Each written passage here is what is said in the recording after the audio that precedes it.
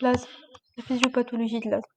L'asthme implique une réponse immunitaire anormale, on va dire excessive, une inflammation des voies respiratoires, une bronchoconstriction, une sécrétion excessive de mucus et des lésions tissulaires. Ces mécanismes peuvent interagir de manière complexe pour provoquer les symptômes de l'asthme, notamment la toux, l'essoufflement, la respiration sifflante et la sensation de pression thoracique.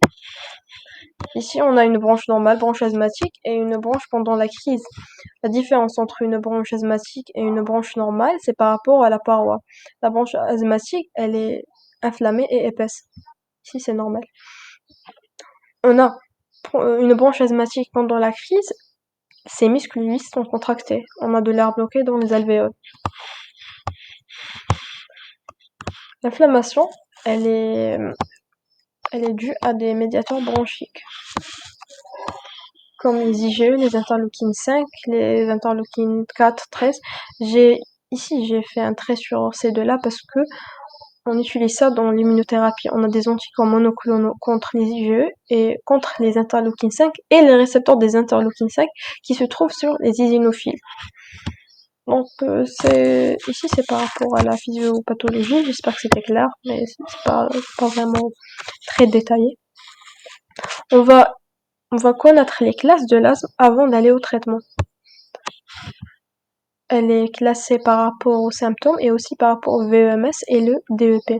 Le VEMS et le DEP, ces deux paramètres sont mesurés par le spiromètre. On a ici les symptômes d'un asthme intermittent. Ils sont plutôt brefs. On a des symptômes nocturnes inférieurs à 2 mois. On a aussi pour le léger persistant, on a des symptômes nocturnes supérieurs à 2 fois par mois. Pour le modéré persistant, on a des symptômes nocturnes supérieurs à 1 fois par semaine. Et pour le sévère persistant, on a des symptômes quotidiens, des exacerbations fréquentes, une limitation des activités physiques.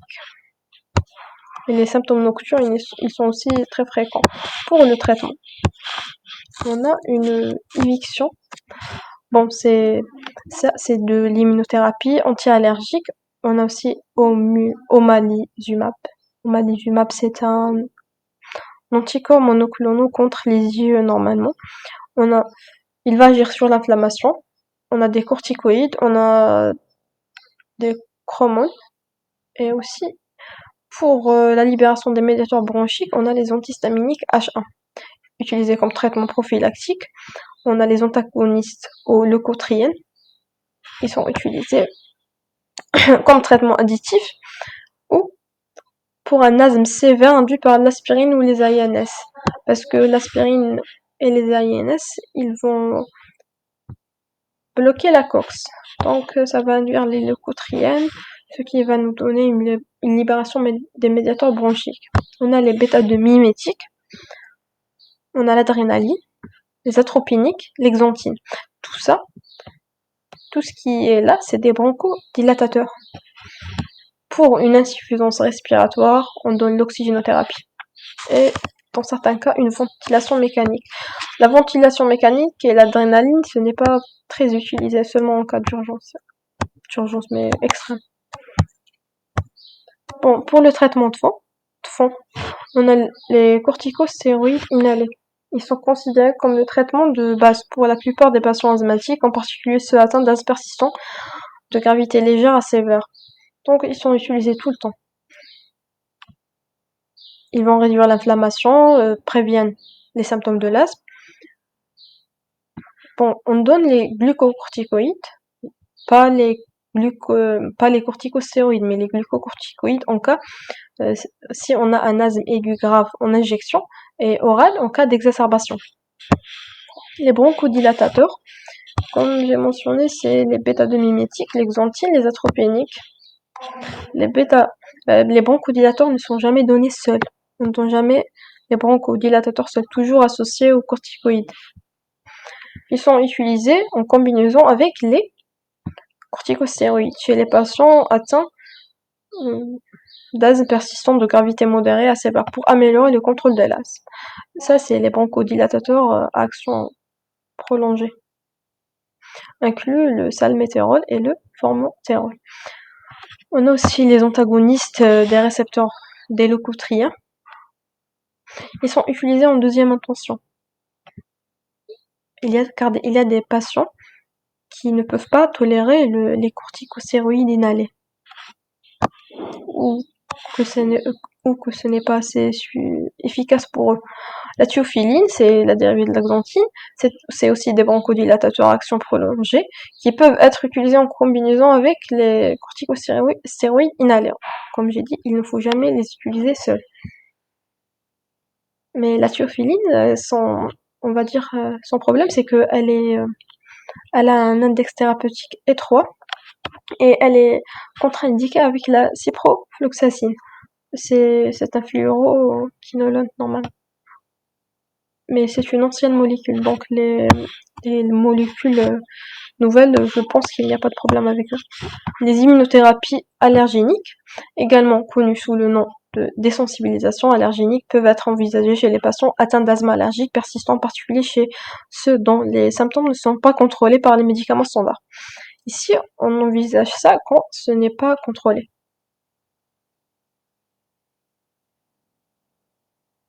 C'est pour réduire la sensibilité. Et ici, on a l'immunothérapie, omalizumab, anticorps monoclonal humanisé qui fixe les yeux, pas de réaction en chaîne, anticorps anti-interleukine 5 et anti-récepteur interleukine 5. Ici, on a les anticholinergiques à action courte tels que l'ipratropium. Peuvent être utilisés pour soulager les symptômes de l'asthme aigu chez les patients atteints d'asthme léger à modéré. Ici, on n'utilise jamais ça en première intention. Toujours, on prend les bêta-2 mimétiques. Et ça, c'est qu'en deuxième intention, si il y a une intolérance. Et aussi toujours utilisé avec les corticostéroïdes inhalés. Maintenant, on va à traitement d'urgence ou de secours. En cas d'asthme aigu grave, on a des corticoïdes en UV, plus hospitalisation. On a les bronchodilatateurs à action courte. Les atropiniques vont potentialiser l'effet des bronchodilatateurs oxygène si il y a hypoxie. Pour une crise, une exacerbation, on n'a pas besoin d'hospitalisation. Mais pour un asthme aigu grave, on a besoin d'une hospitalisation parce que ça peut induire un coma ou ça peut causer la mort. Ici, on a deux cas. On a les bronchodilatateurs à courte action et on a les corticostéroïdes plus formoterol. Les corticostéroïdes inhalés et le formoterol. On a ici, on choisit soit ça, soit ça. Pour les bronchodilatateurs à action courte, on ajoute les corticostéroïdes inhalés seulement s'il n'y a pas ça dans son traitement de fond. Bon, pour l'exacerbation sévère. L'exacerbation sévère, on a des corticoïdes orales plus des bronchodilatateurs à action courte. Non sévère, on augmente la dose fois 4 fois.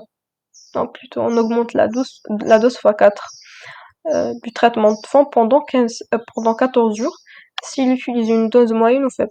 Ça, on fait ça seulement si la personne utilise une dose moyenne ou faible.